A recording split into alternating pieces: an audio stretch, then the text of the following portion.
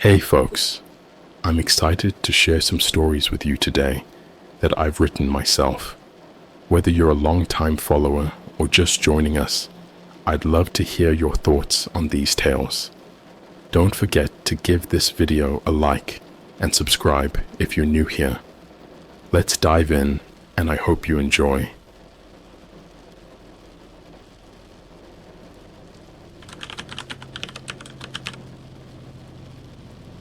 I've always been a bit of a night owl, so surfing the internet into the early hours of the morning isn't anything new for me.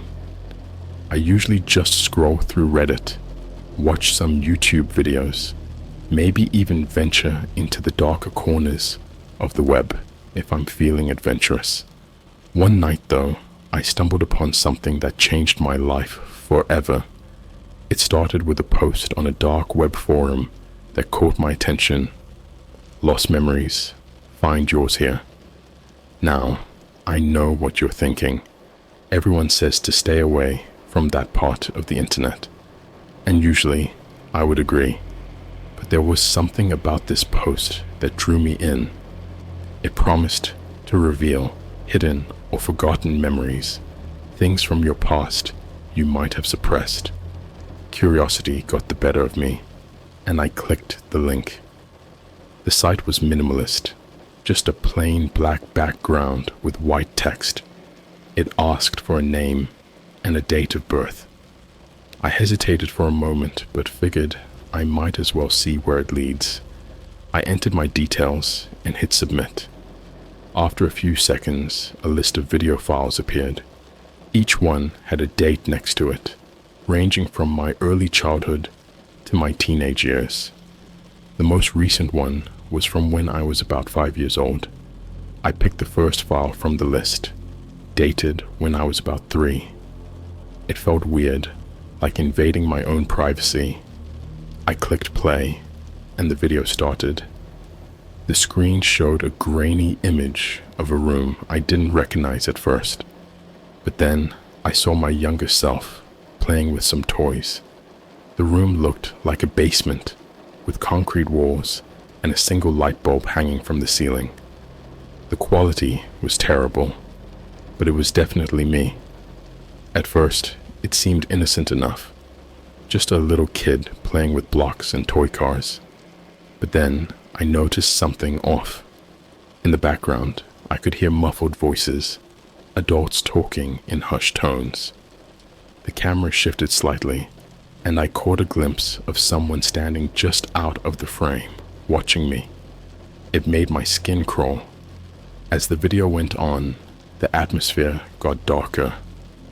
The person behind the camera started talking to me, asking questions in a voice that sounded familiar, but that I couldn't quite place. They asked me about my toys, my favorite games, things a parent might ask. But then the questions got stranger. Do you like being here? Do you ever see anyone else down here? Do you remember why you come to this room? I didn't know how to respond. In the video, my younger self just stared at the camera, looking confused and scared. The person off-screen kept pushing, their tone getting more aggressive. You need to tell the truth. Do you remember what happens when you don't tell the truth? Suddenly, the screen went black.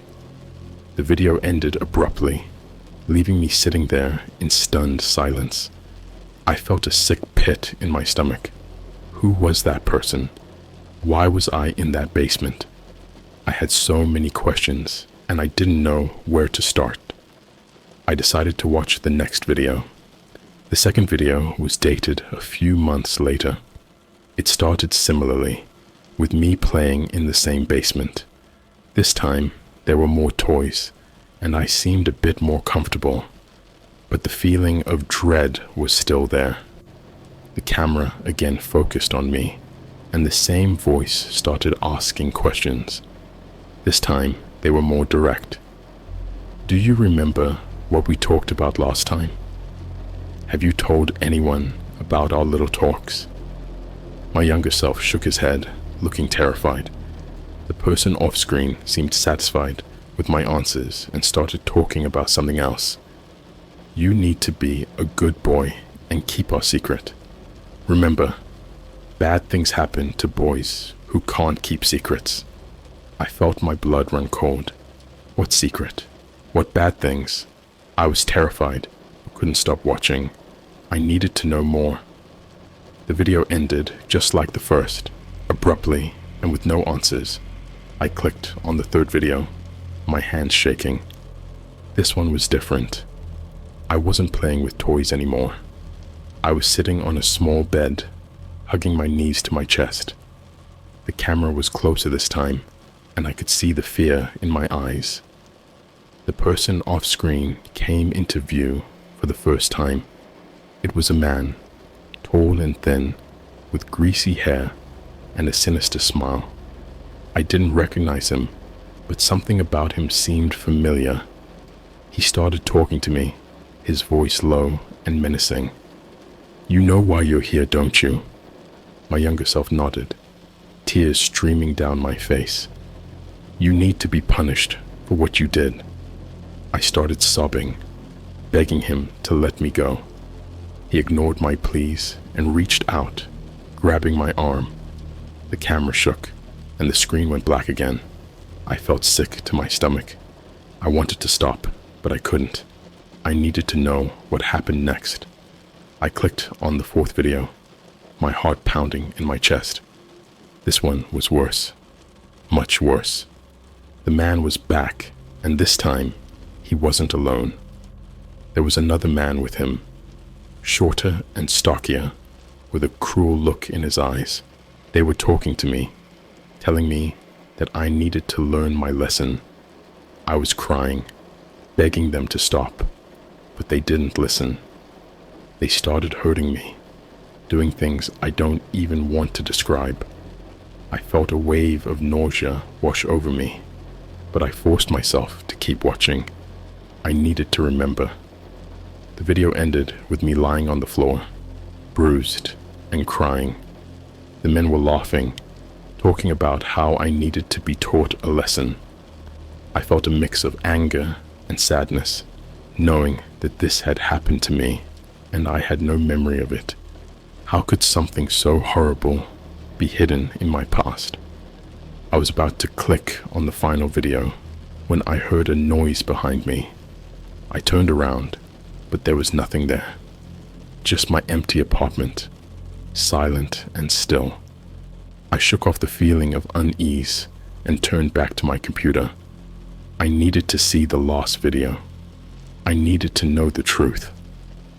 As I clicked play, I felt a sense of dread wash over me. The screen flickered to life, showing me sitting on the bed again. I looked older this time, maybe 5 or 6. The room was darker, the light bulb flickering above me. The man with the greasy hair was there, smiling that same sinister smile. He started talking, his voice low and menacing. You thought you could escape, didn't you? You thought you could get away from me, but you belong to me. You'll always belong to me. He reached out, grabbing my chin and forcing me to look at the camera. Say it. Say that you belong to me. My younger self nodded, tears streaming down my face.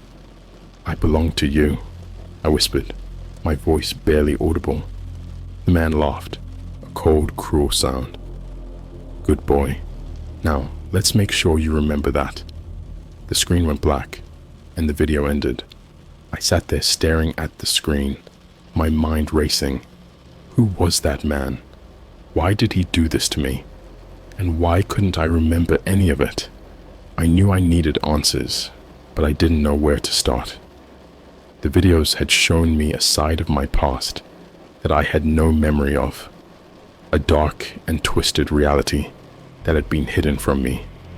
I felt a mix of fear and anger, determined to find out the truth. I decided to dig deeper, to find out who that man was and why he had done this to me. I needed to know the truth, no matter how disturbing it might be, and I knew that the answers were out there waiting to be discovered. I just had to find them. After discovering those horrifying videos, I couldn't sleep. My mind was racing with questions, and every time I closed my eyes, I saw that man's face. I needed to know who he was and why he had done those things to me. But most importantly, I needed to understand how I had blocked out such a traumatic part of my past. I started my search by looking through old family photos.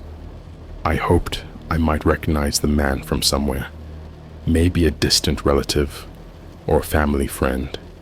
But as I flipped through the albums, nothing stood out. My parents always seemed happy, and I looked like a normal, carefree kid. There was no sign of the darkness that had apparently lurked just out of sight. Next, I turned to the internet. I searched for any information about the videos, but came up empty-handed. It seemed like they were only accessible through that dark website, which was a dead end now that I'd accessed the files. Frustrated, I decided to take a different approach. I started looking into my own medical history, hoping that there might be some record of the abuse. After a few days of digging, I found something. It was a hospital record from when I was 6 years old. According to the file, I had been treated for multiple bruises and a broken arm. The report stated that I had fallen down the stairs, but now I knew the truth.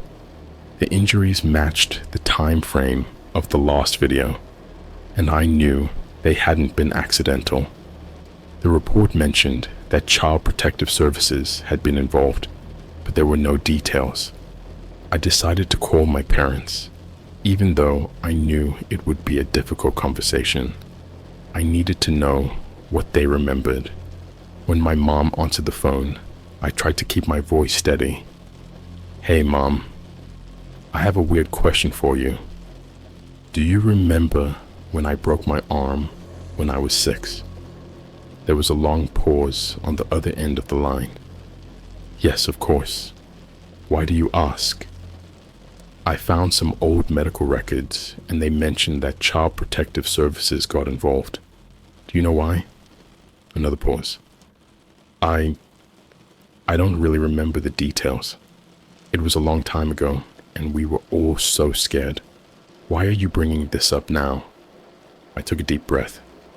I found some old videos, Mom, from when I was a kid. They show some pretty horrible things. I think I was abused, and I think you might know something about it. There was a gasp on the other end of the line, and I heard my mom start to cry. I thought you didn't remember. We never talked about it because you seemed to forget, and the therapist said it was best not to bring it up. What do you mean? What happened to me? She took a shaky breath. It was your uncle, David. He was always a bit strange, but we never thought he would. We never thought he would hurt you. We found out what he was doing, and we took you away. We moved and cut off all contact with him. We thought it was best for you to forget.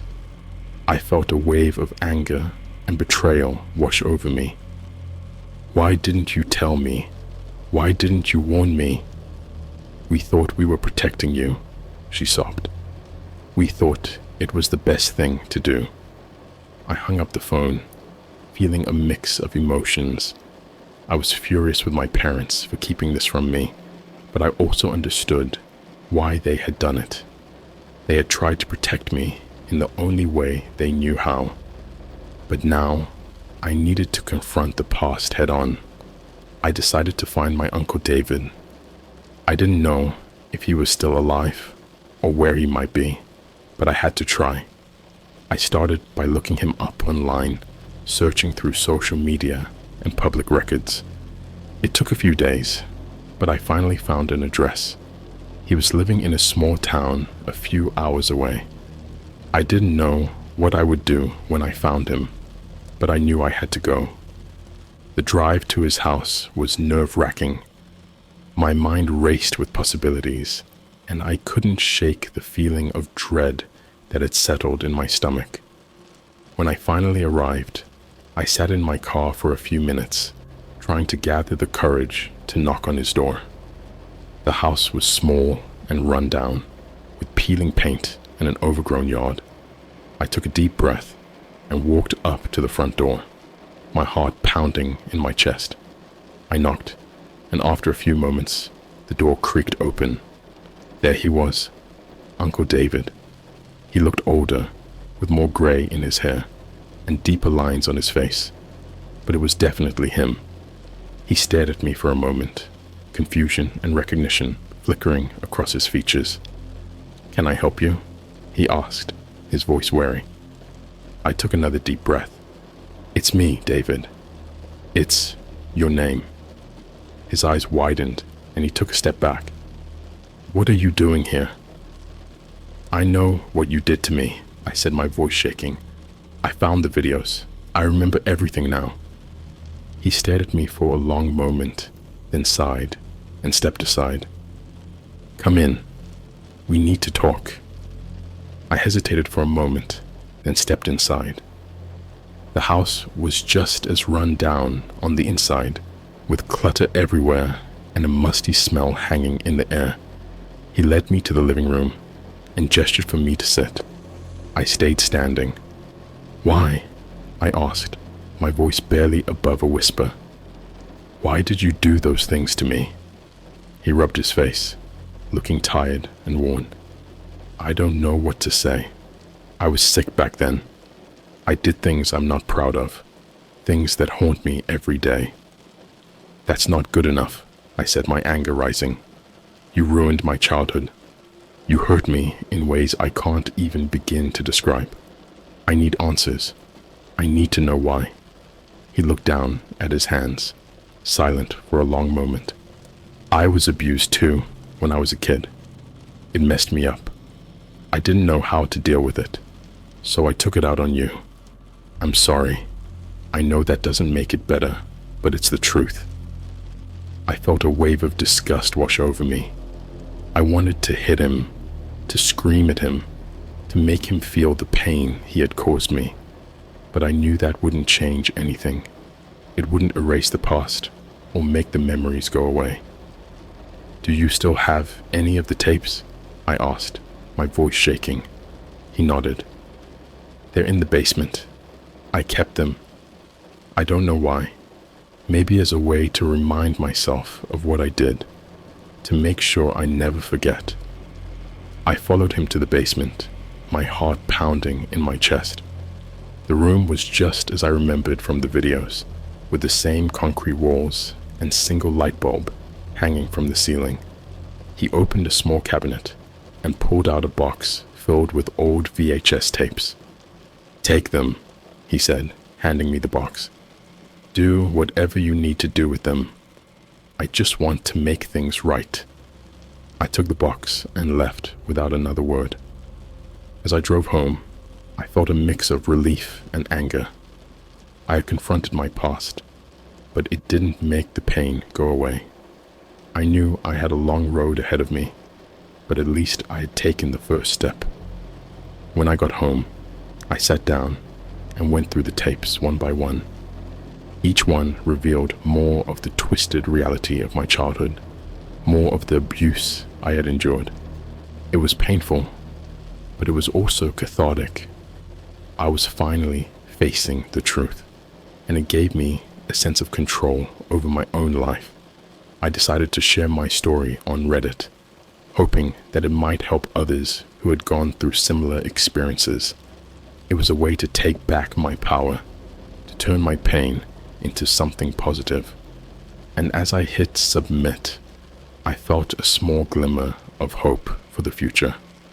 Sharing my story on Reddit felt like a huge weight had been lifted off my shoulders. The responses were overwhelming.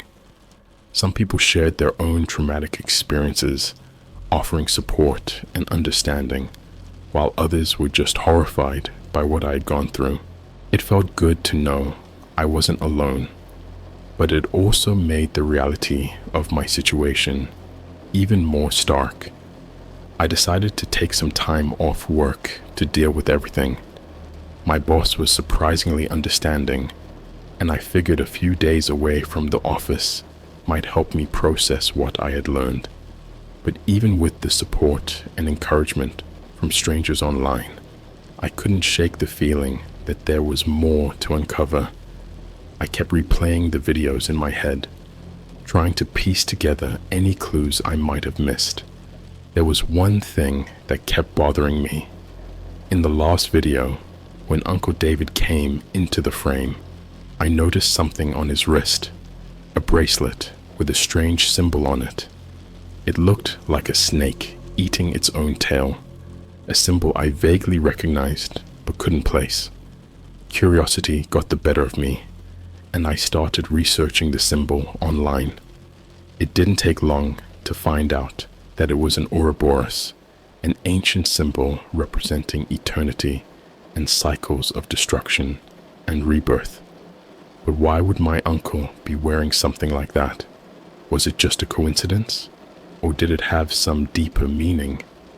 I decided to dig deeper into my uncle's past. If he had hurt me, maybe there were other victims, other dark secrets waiting to be uncovered.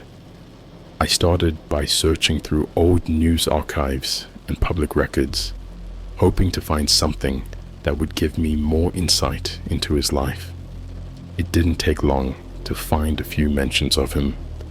He had been arrested a couple of times for minor offenses, drunk and disorderly conduct, vandalism, but nothing that hinted at the horrors he had inflicted on me.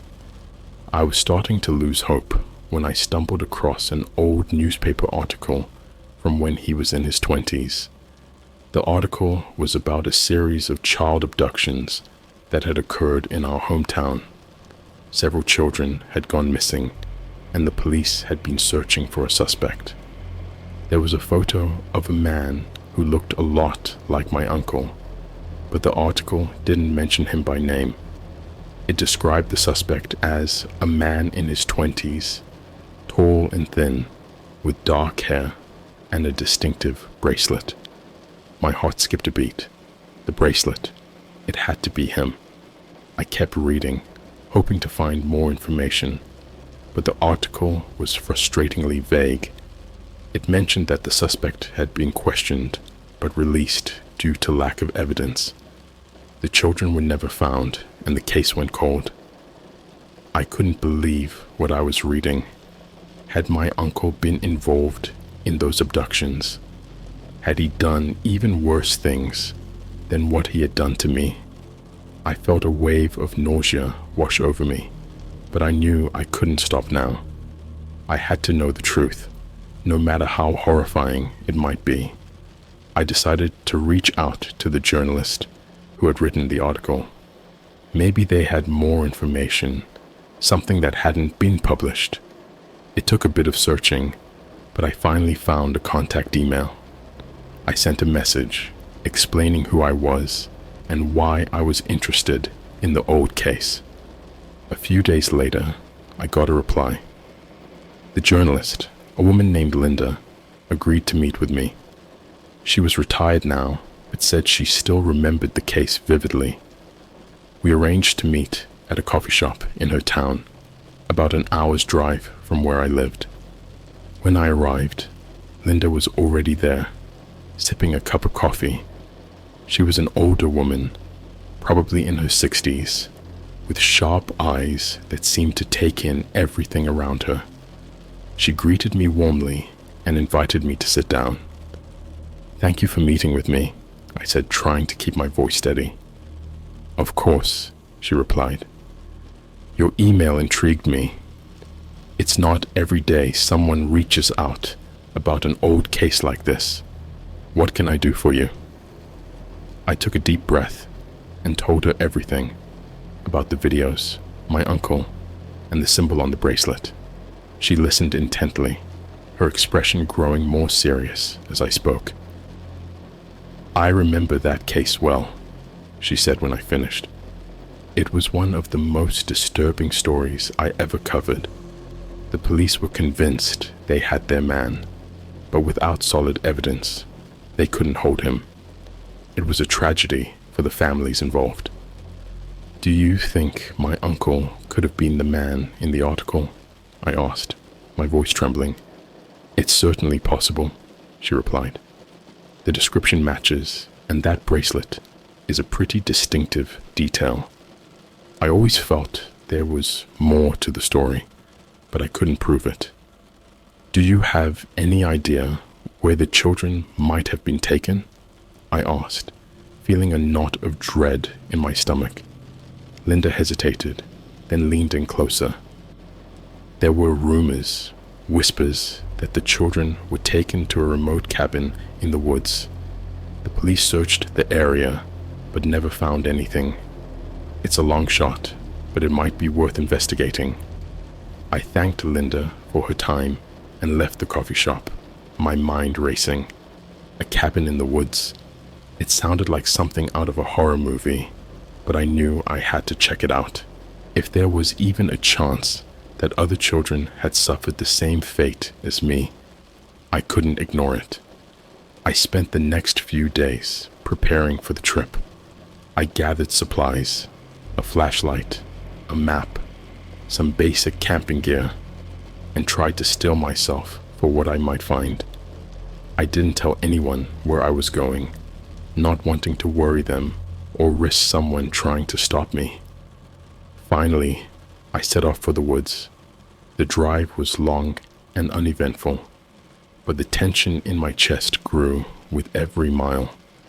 When I arrived at the edge of the forest, I parked my car and took a deep breath. I was about to confront my darkest fears, and I had no idea what I would find. I started hiking, following the vague directions Linda had given me. The forest was dense and eerie, the trees towering overhead and blocking out the sunlight.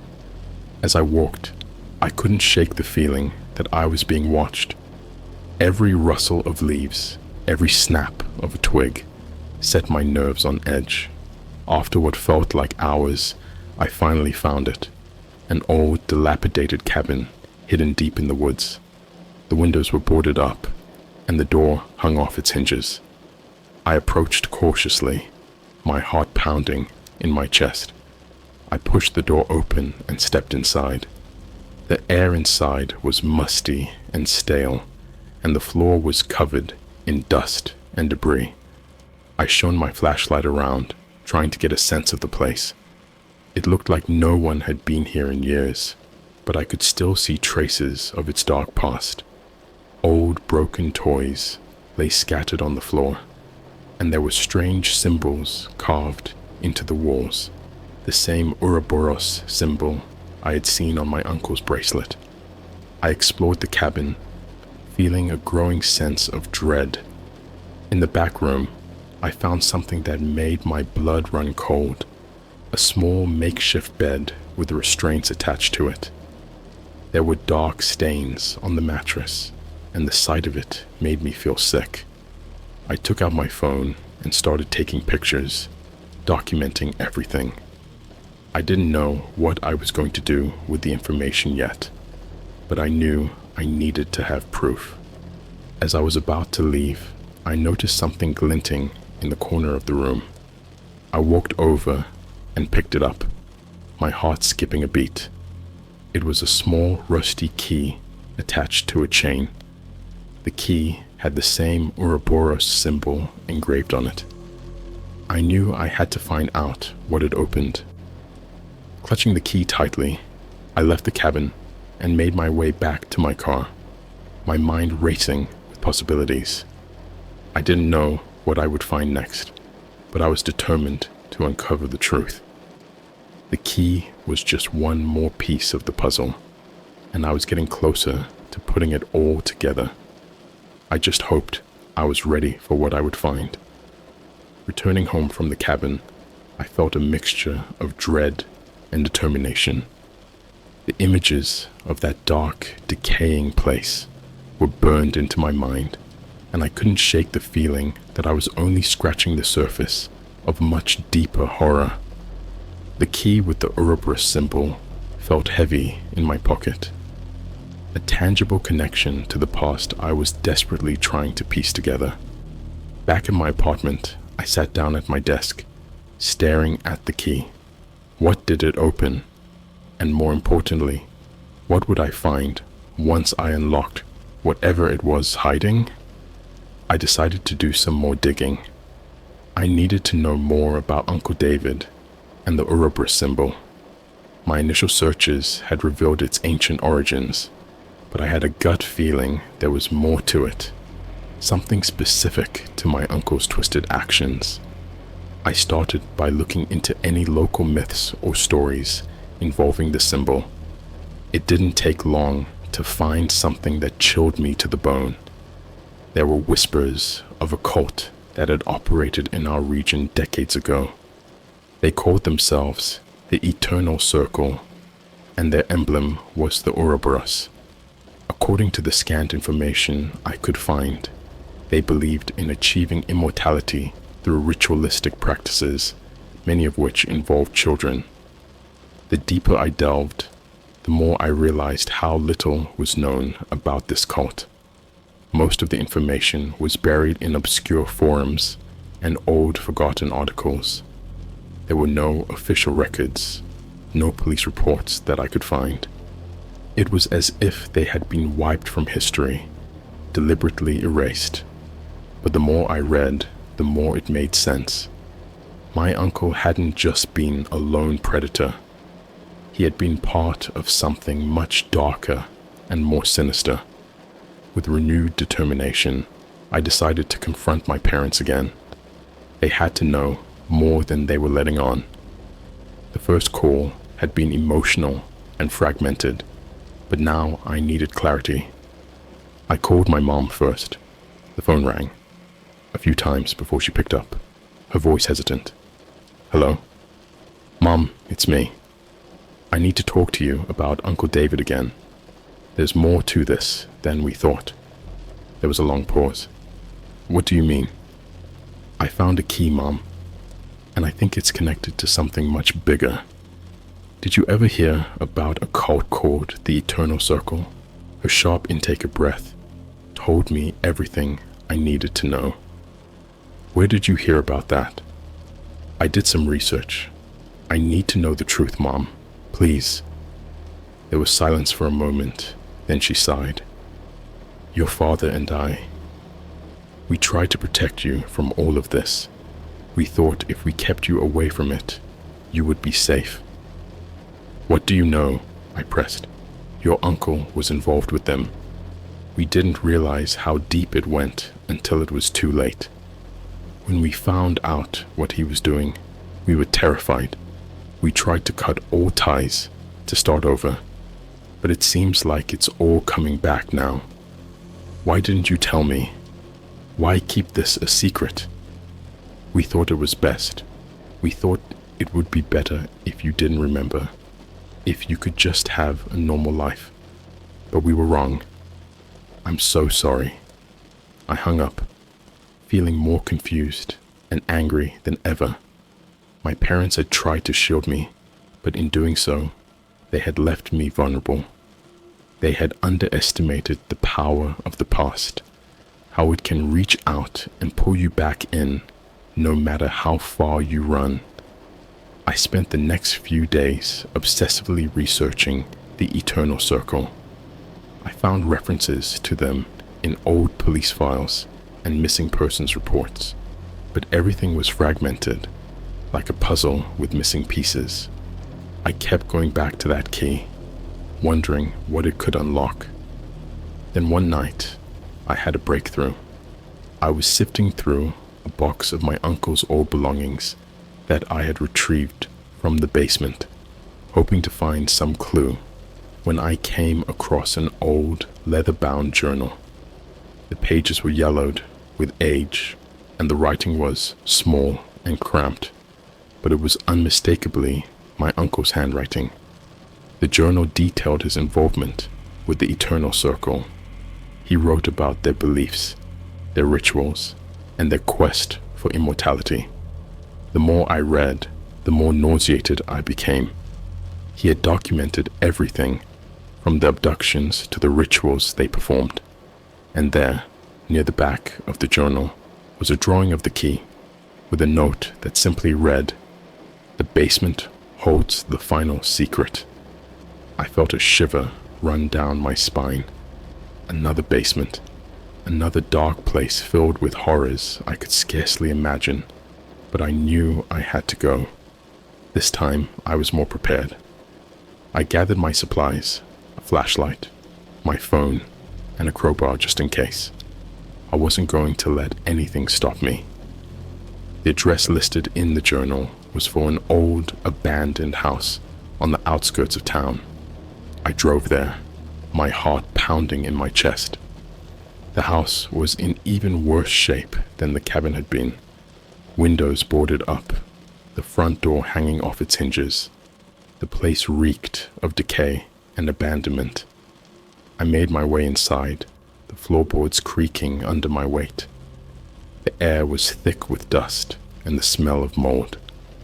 I found the door to the basement and took a deep breath before descending the stairs. My flashlight cut through the darkness, illuminating the cold stone walls. At the bottom of the stairs, I found a heavy metal door with a lock that matched the key I had found. My hands were shaking as I inserted the key and turned it.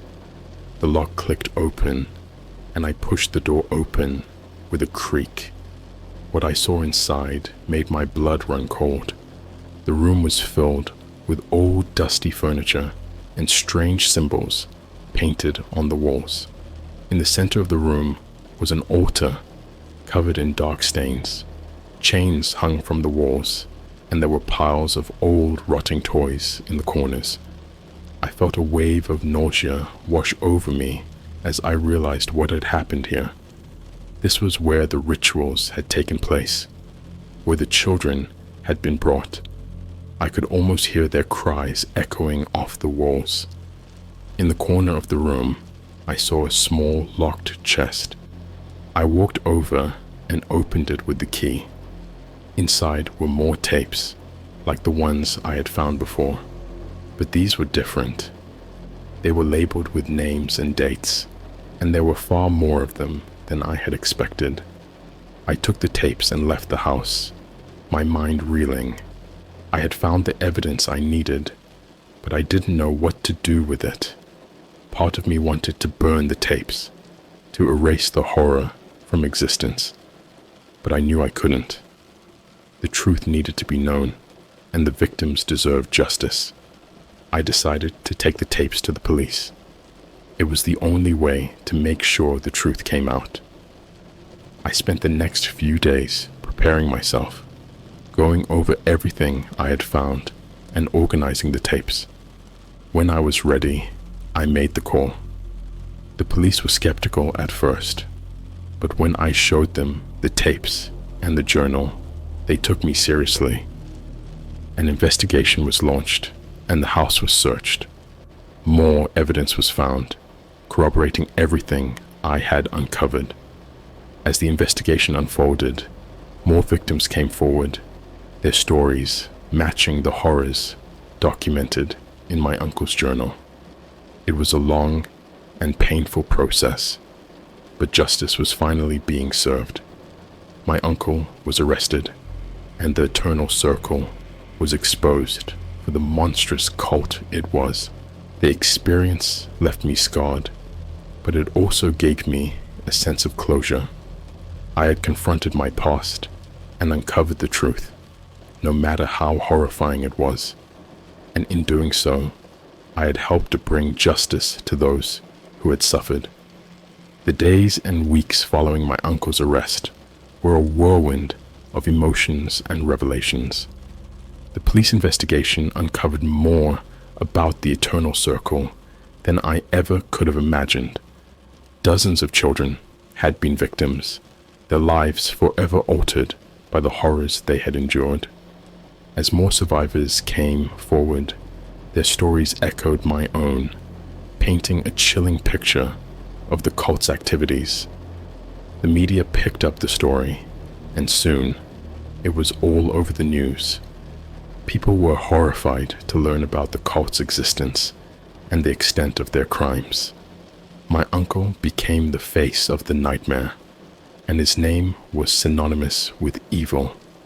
It was strange seeing someone I had once known so well being vilified on every channel, but I couldn't feel sympathy for him. He deserved every bit of it. Despite the public outcry and the flood of support from strangers, the process of healing was slow. I attended therapy sessions regularly, trying to piece together the fragments of my shattered past. The therapist helped me navigate the maze of emotions I was experiencing: anger, sadness, confusion, and, strangely, relief. Reliving those memories was painful, but it also meant I was no longer running from them. One day, I decided to visit my parents. I hadn't seen them since I discovered the truth, and I knew we needed to have a real conversation about everything that had happened. They had always been my rock, and despite their misguided attempts to protect me, I needed them now more than ever. When I arrived at their house, my mom opened the door, her eyes red from crying. She pulled me into a tight hug, and we stood there for a moment, just holding each other. My dad joined us, his expression one of deep regret and sorrow. We sat down in the living room, and I took a deep breath. "We need to talk," I said, my voice trembling. "About everything." They nodded, and my mom wiped her eyes. "We've been waiting for this," she said. "We're so sorry, your name. We thought we were doing the right thing by keeping it from you." "I know," I replied, trying to keep my voice steady. But I needed to know. I needed to understand what happened. My dad spoke up, his voice heavy with guilt. "We should have told you sooner. We were scared, and we didn't know how to handle it. We thought if we kept you away from it, you could have a normal life." "It's not your fault," I said, surprising myself with the realization. "You did what you thought was best, but we can't keep running from the past. We have to face it together." We spent the next few hours talking, sharing memories, and trying to make sense of everything. It was painful, but it was also healing. For the first time in years, I felt a sense of peace. My parents had made mistakes, but they had always loved me and tried to protect me. We were a family, and we would get through this together. As the months passed, the trial against my uncle began. I was called to testify, along with several other survivors. It was one of the hardest things I'd ever done, but I knew it was necessary. I needed to confront him, to look him in the eye and tell him that he no longer had any power over me. The courtroom was tense, filled with reporters and spectators. When it was my turn to testify, I walked to the stand, my heart pounding in my chest. My uncle was sitting at the defense table, looking older and frailer than I remembered. He avoided my gaze, staring at the table in front of him. I took a deep breath and began to speak, recounting the horrors I had endured, the memories that had been buried for so long. I spoke about the videos, the cabin, the basement. I described the key and the journal and how I had finally uncovered the truth. My voice wavered, but I didn't stop. I needed to do this for myself and for the other victims. When I finished, the courtroom was silent. My uncle finally looked up, his eyes meeting mine. There was no remorse there, only a hollow emptiness, but it didn't matter. I had taken back my power, and he could no longer hurt me. The trial ended with a guilty verdict. My uncle was sentenced to life in prison, and the eternal circle was dismantled. The surviving members were arrested, and their dark deeds were brought to light. Justice had been served, but the scars would remain. In the aftermath, I continued to focus on healing. Therapy helped, as did the support of my family and friends. I stayed active in online communities, connecting with other survivors and sharing my story. It was a long, difficult journey, but I was determined to move forward. One day, I decided to visit the cabin one last time. It was a place of darkness and pain, but I wanted to confront it head on. I drove out to the woods, my heart heavy with memories. When I arrived, I stood outside for a moment, taking in the sight of the dilapidated structure. Then with a deep breath, I stepped inside. The cabin was just as I remembered, but this time, I wasn't afraid. I walked through the rooms, facing the ghosts of my past. I found the altar, the chains, the symbols. They no longer held power over me. I had faced my demons, and I had won. As I left the cabin, I felt a sense of closure. The past would always be a part of me, but it no longer defined me. I was stronger than the darkness, and I was ready to embrace the future. I drove home, feeling a sense of peace I hadn't felt in years.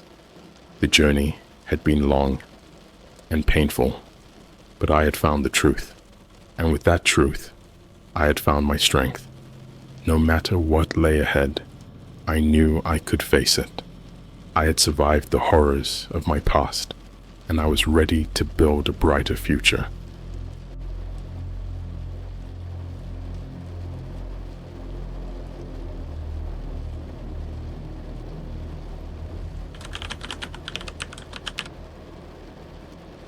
I was accidentally invited to a dark web video call. Hey Reddit, I'm writing this because I need to get it off my chest. I've been carrying this nightmare around with me, and I feel like if I don't share it, I'll go insane. My hands are shaking as I type this, and I can't promise that I won't puke halfway through. This is what happened when I was accidentally invited to a dark web video call. It started innocently enough. I'm a bit of a tech nerd, always fiddling with computers, software, and, admittedly, occasionally exploring the less savory corners of the internet. One night, I was browsing some forums and came across a thread discussing hidden parts of the dark web. One user mentioned a chat room where people shared the most obscure and illegal content imaginable. Out of morbid curiosity, I dug deeper. I know, it was stupid, but I thought I was just being adventurous, pushing boundaries. I didn't expect anything serious to happen. I managed to get an invite to a private chat room through a series of cryptic messages and links. My heart was racing with excitement and fear as I joined the chat. The room was filled with people using bizarre and ominous usernames, discussing things that made my skin crawl. It was mostly about drugs, illegal trades, and a lot of other vile stuff. Then a message popped up. Join our exclusive video call, only for the brave. It was followed by a link. I hesitated for a second, but curiosity got the better of me. I clicked on the link and was redirected to a blank screen. After a few seconds, a video call interface appeared with several participants already on screen. Their cameras were off, just showing black squares with their usernames. I almost left, but before I could, a message appeared on the screen. User watcher _47 has joined the call. I realized they were talking about me. Who invited this guy? Someone asked. Doesn't matter, another voice replied. He's here now. A voice, distorted and metallic, spoke up. Welcome, watcher _47. You've entered a place you shouldn't have, but now that you're here, you must stay. This is your initiation. My heart was pounding. I tried to close the window, but nothing happened. My mouse was frozen. I tried to force shut down my laptop, but it didn't respond. Panic started to set in. The screen flickered and a video feed began. It was a dimly lit room with a single chair in the center. A person was tied to the chair, blindfolded and gagged. They were trembling. "This is our show tonight," the distorted voice announced. "Enjoy." I was frozen in horror. I didn't know what to do. I tried to scream, but no sound came out. My mind was racing, trying to figure out a way to escape this nightmare. But I was trapped.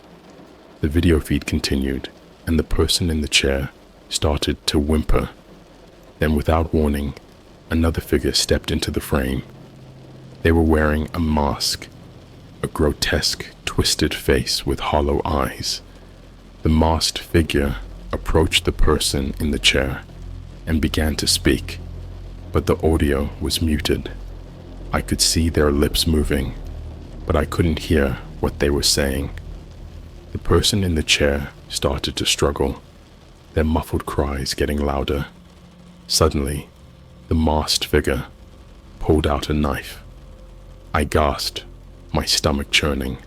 They held the knife up to the camera, slowly turning it to show the blade from all angles. Then they turned back to the person in the chair.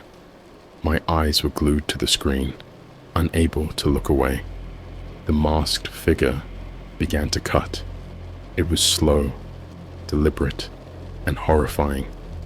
Blood started to pour, and the person's screams were still muted, but I could see their face contorted in agony.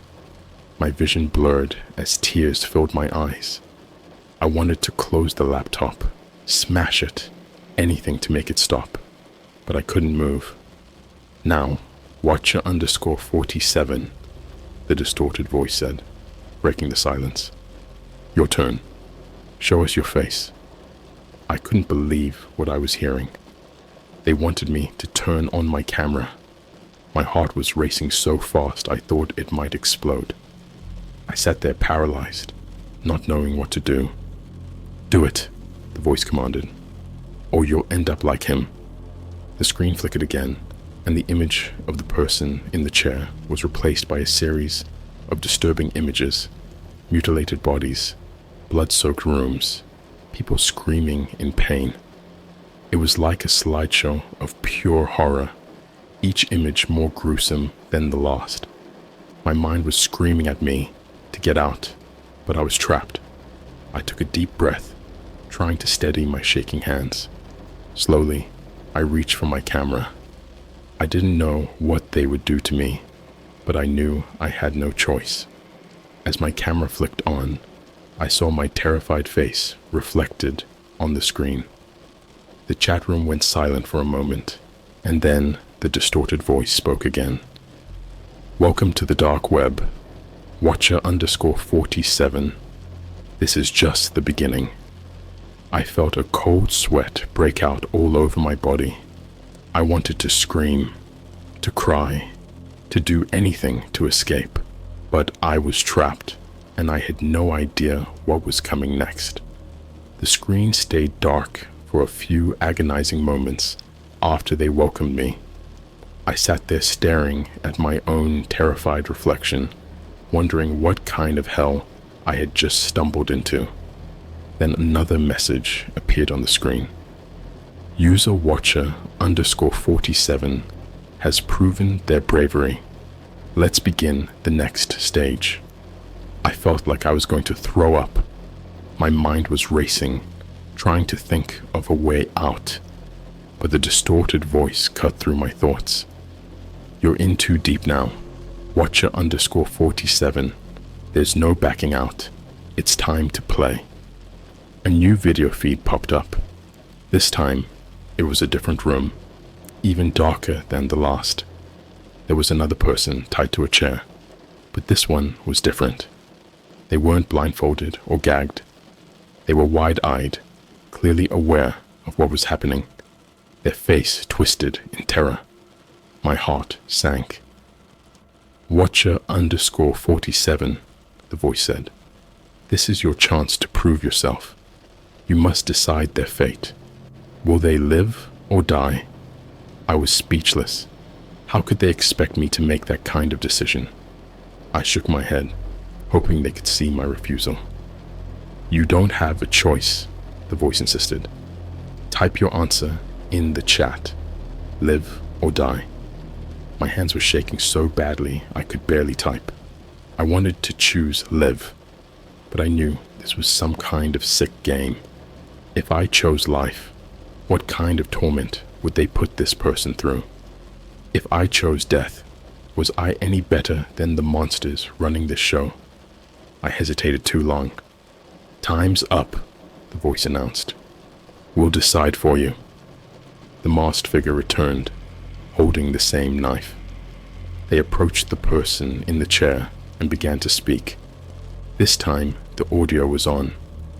You're here because of Watcher_47. Blame them for what happens next.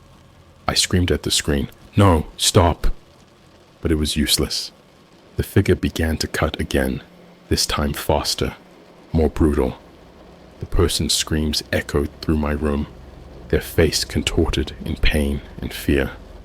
I couldn't take it. I looked away, but the sounds were enough to paint the horrific picture in my mind. After what felt like an eternity, the screams stopped. I dared to look back at the screen. The person in the chair was lifeless, blood pooling around them. The masked figure looked directly into the camera, their eyes cold and empty. Now, Watcher_47, the voice said. We know you can make decisions under pressure. Let's see how you handle the next task. I felt numb. My mind was a whirlwind of horror and disbelief. They had just murdered someone right in front of me, and now they expected me to participate further. I wanted to shut my laptop, throw it out the window, but I was paralyzed with fear. The screen changed again, this time showing a chat room with several users. My username was highlighted. The distorted voice spoke again, but this time it was addressing the whole group. We have a new participant, Watcher_47. Let's welcome them with a round of our favorite game. The chat exploded with excitement, messages flooding in from all the other users. They were all eager for whatever twisted game was coming next. I felt a cold dread settle over me. What had I gotten myself into? Watcher_47, the voice said. You will be given 3 tasks. Complete them, and you'll be free to go. Fail, and you'll face the consequences. I took a deep breath, trying to steady myself. I had no idea what these tasks would be, but I knew I had to play along if I had any hope of getting out of this nightmare. The first task appeared on the screen. Find and bring us a new participant. I felt a wave of nausea wash over me. They wanted me to drag someone else into this horror. I couldn't do it, but the voice interrupted my thoughts again. You have 1 hour, Watcher_47. If you fail, the consequences will be severe. The chat room buzzed with anticipation as the countdown began. I had to think fast. I couldn't bring myself to involve someone innocent, but I had to come up with something. I racked my brain, trying to think of a solution. Desperation led me to a dark idea. I went back to the forums where I had first found the link. There were plenty of curious people there, people like me who might be tempted to click on something forbidden. I found a thread discussing the dark web, and I posted a cryptic message similar to the one that had lured me in. Exclusive dark web video call, only for the brave. Click here. I included the link and waited, my heart pounding. It didn't take long for someone to respond. A user named Curious Mind posted a reply. I'm in. What's the catch? No catch, I replied. Just a chance to see something you'll never forget. I felt sick to my stomach as I watched them click the link and disappear into the chat. My screen flickered, and the distorted voice returned. Well done, Watcher_47. Task 1 is complete. I sighed in relief, but it was short-lived. The voice continued. Task 2 is more personal.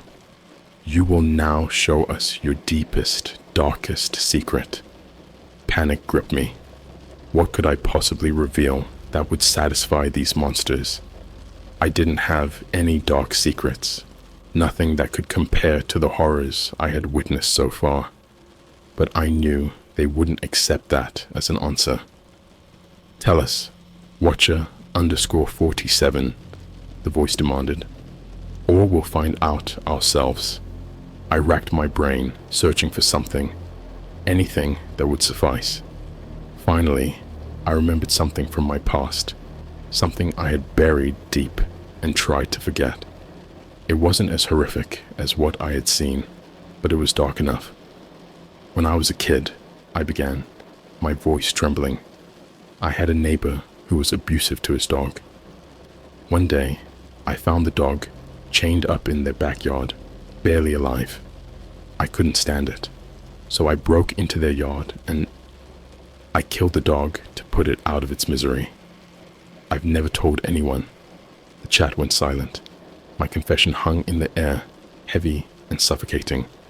The distorted voice finally spoke, sounding almost pleased. Good. Watcher_47. You've proven you can take action when necessary. I felt a strange mix of relief and guilt. I had revealed a part of myself I never wanted to acknowledge again, but at least the second task was over. Now for the final task, the voice said. This one will test your loyalty to us. The screen changed again, showing a live feed of my own house. My blood ran cold. They had somehow found my address. The camera was outside, pointed at my front door. Someone will be coming to your house. Watcher_47. You must let them in and follow their instructions. Do this, and you'll be free. My heart pounded in my chest. I didn't know who was coming or what they would do, but I knew I had no choice.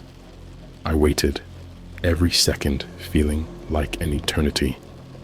Finally, there was a knock at the door.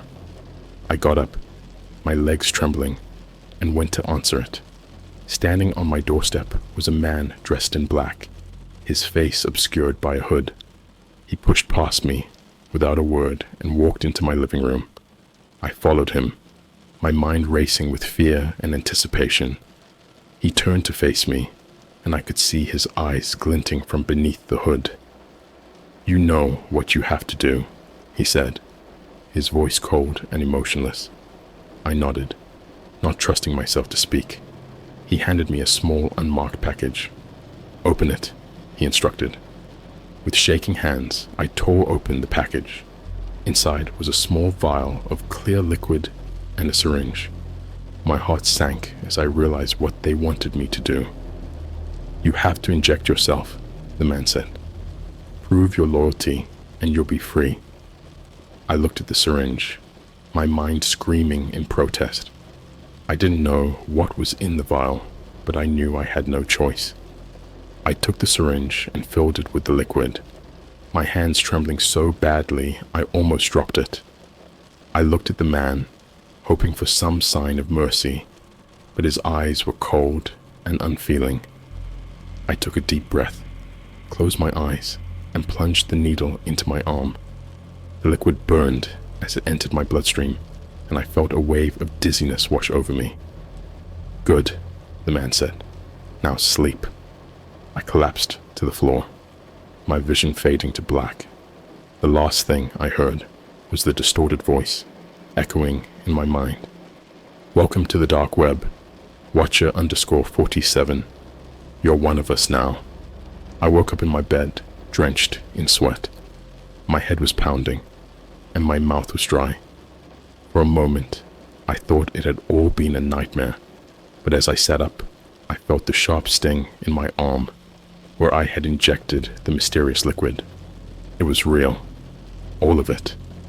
I stumbled out of bed, my legs shaky, and made my way to the bathroom. I splashed water on my face, trying to wake up fully and clear the fog from my mind. As I looked in the mirror, I noticed that dark circles under my eyes and a haunted look that hadn't been there before. I needed to know what was happening, what they had done to me. I grabbed my laptop and opened it, half expecting to see more messages or videos from the dark web chat room, but there was nothing. Just my regular desktop screen. I felt a mix of relief and dread. Had it really ended? My phone buzzed, jolting me out of my thoughts. I picked it up and saw a message from an unknown number. Good morning, Watcher_47. How are you feeling? I dropped the phone in shock. They had my number. My hands were shaking as I picked it up and replied, "Who is this?" The response was almost immediate. "Your new friends. We're checking in to see how our newest member is doing." I felt a surge of anger and fear. "Leave me alone," I typed back. "I didn't ask for this." "Oh, but you did," came the reply. "When you clicked that link, you joined us. There's no going back now." I felt sick to my stomach. My mind raced, trying to think of a way out. Could I go to the police? But what would I tell them? That I had joined a dark web video call and been forced to watch and do horrible things. They'd think I was crazy or worse involved. Another message buzzed in. "Don't worry, Watcher_47. We're here to help you. We'll be in touch." I threw my phone across the room in frustration. I needed to clear my head, to figure out a plan. I decided to go for a walk. Maybe the fresh air would help me think. As I stepped outside, I couldn't shake the feeling that I was being watched. Every person I passed seemed to be looking at me, judging me. I pulled my hood up and walked faster, trying to escape the paranoia that was creeping in. I wandered aimlessly for what felt like hours, my mind replaying the horrific events of the night before. I couldn't get the images of those poor people out of my head. Their screams, their blood. It was all burned into my memory. I found myself at a small park and sat on a bench, trying to calm my racing thoughts. That's when I noticed someone sitting on a bench across from me, staring directly at me. My heart skipped a beat. Was this one of them? Were they following me? The person got up and started walking towards me. I panicked, ready to run, but they just walked past without even glancing my way. I let out a breath I hadn't realized I was holding. I was losing it. As I sat there, my phone buzzed again. Hesitant, I picked it up and read the message. "Enjoying your walk?" I looked around, heart pounding. How did they know? Were they watching me right now? Another message came through. "We see you. Always. Remember that." I felt a cold chill run down my spine. They were watching me, and there was nothing I could do about it. I hurried back home, constantly looking over my shoulder, but I saw no one. When I finally made it back, I locked all the doors and windows, trying to create a barrier between myself and whoever was out there. Days passed, and I tried to go about my life as normally as possible, but the fear never left me. I was constantly looking over my shoulder, jumping at every noise. My phone buzzed regularly with messages from the unknown number, each one a reminder that I was never alone. Then one evening, I received a message that froze my blood. "It's time for your next task, Watcher_47. I stared at the screen, dread pooling in my stomach. "What do you want from me?" I typed back. "We need you to deliver a package," came the reply. Simple enough. A few minutes later, there was a knock at my door. I opened it to find a small unmarked package on my doorstep. No one was around. I brought it inside and stared at it, afraid to open it. My phone buzzed again. Inside, you'll find instructions. Follow them exactly. With trembling hands, I opened the package. Inside was a small envelope. I opened it and read the note inside. Deliver this package to 1840 Red Maple Street.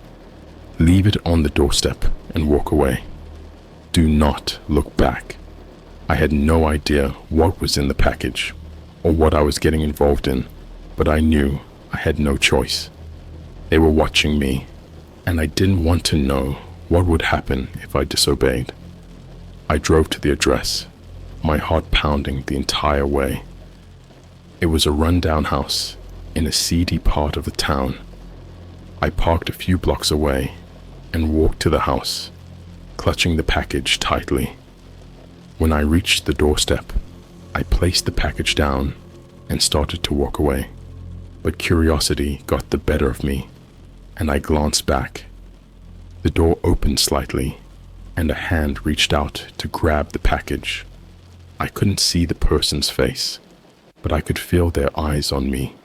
I turned and walked away as quickly as I could, my heart racing. When I got back to my car, my phone buzzed us with the new message. Well done, Watcher_47. You're proving to be quite useful. Expect more tasks soon. I threw my phone into the passenger seat, anger and fear boiling inside me. I didn't want to be useful to these people. I just wanted my life back, but it seemed there was no escaping them. As I drove home, I realized that my life would never be the same. I was trapped in their twisted game, and I didn't know how to get out. I could only hope that somehow, someday, I would find a way to break free. The days that followed were a blur of anxiety and dread.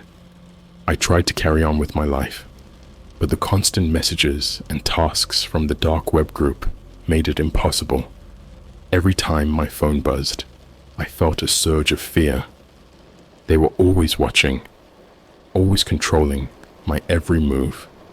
One night, I received a message that made my blood run cold. We need you to retrieve something for us. Watcher_47.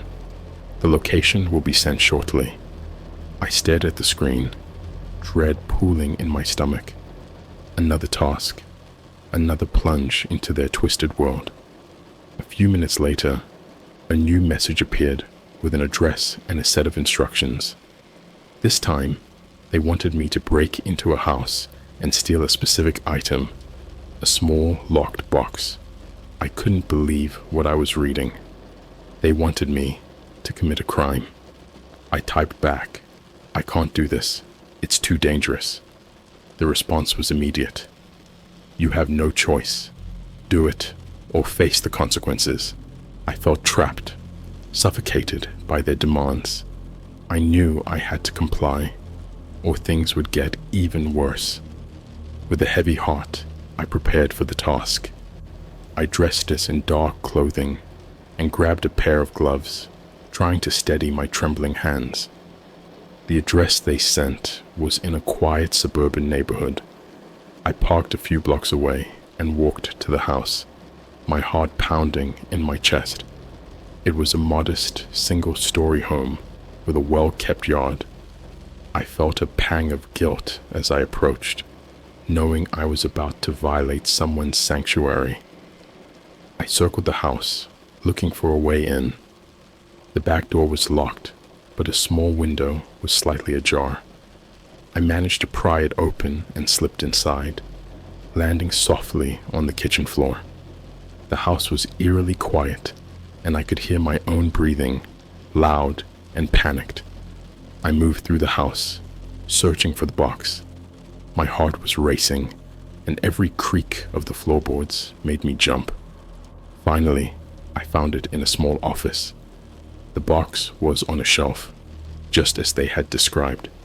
I grabbed it and turned to leave, but then I heard a noise that made my blood freeze. Footsteps. Someone was home. I panicked, looking for a place to hide.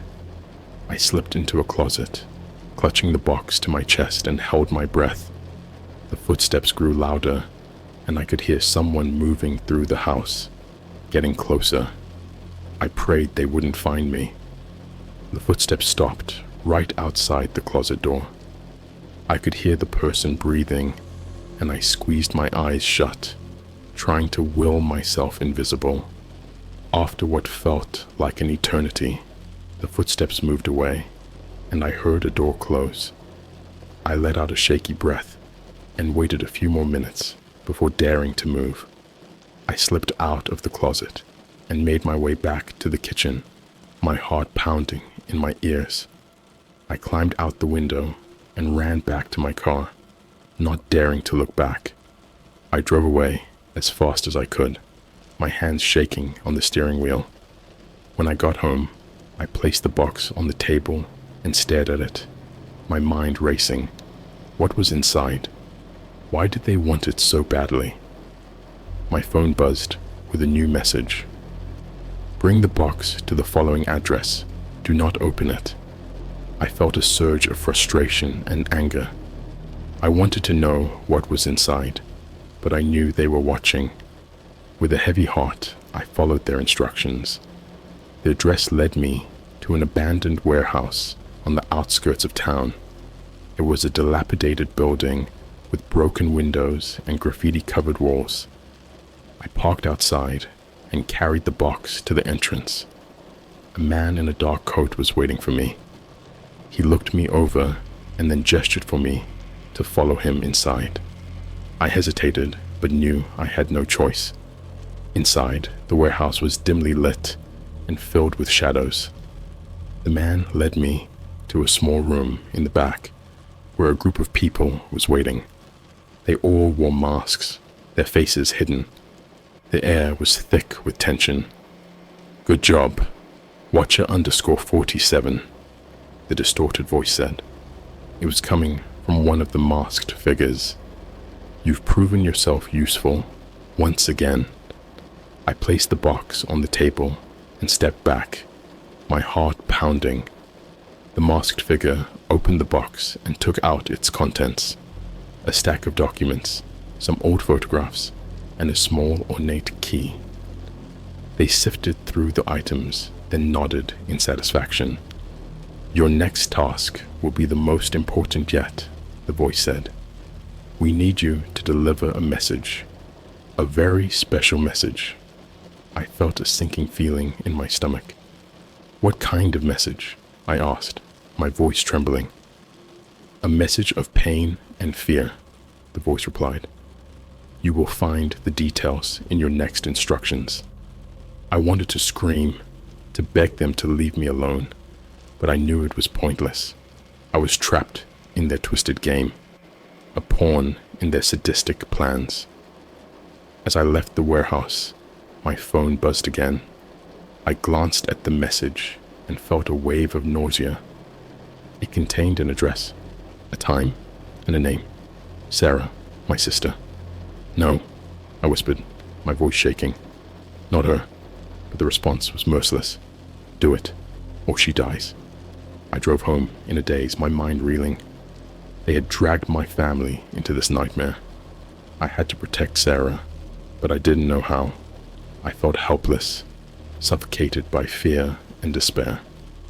When I got home, I sat in the dark, trying to think of a way out. I knew I couldn't go to the police. I couldn't risk them hurting Sarah. I had to find a way to end this once and for all. As the hours passed, a plan began to form in my mind. It was risky, but it was the only chance I had. I would do what they asked, but I would also gather evidence. I would find a way to expose them, to bring them down. I spent the rest of the night preparing. I hid a small camera in my jacket and recorded a message for Sarah, telling her everything. I prayed she would never have to see it. The next day, I drove to the address they had given me. It was a secluded cabin in the woods, far from prying eyes. My heart pounded as I approached the door. Clutching the small package they had sent me with their message inside. I knocked, and the door opened. A man stood there, his face hidden by a hood. He gestured for me to come in. I stepped inside, my mind racing. The cabin was dimly lit, and the air was thick with the smell of decay. "Deliver the message," the man said, his voice cold and emotionless. I opened the package and took out a small black envelope. My hands were shaking as I handed it to him. He opened it and read the contents, a slow smile spreading across his face. "Good," he said. "Now, for the final part." He handed me a small device like a remote control. "Press this button, and it's over." I looked at the device, my heart pounding. I didn't know what it would do, but I knew I had no choice. I took a deep breath and pressed the button. The cabin exploded in a blinding flash of light and heat. I was thrown to the ground, my ears ringing, my vision blurry. I felt a searing pain in my side and realized I was bleeding. The man was gone, his body obliterated by the blast.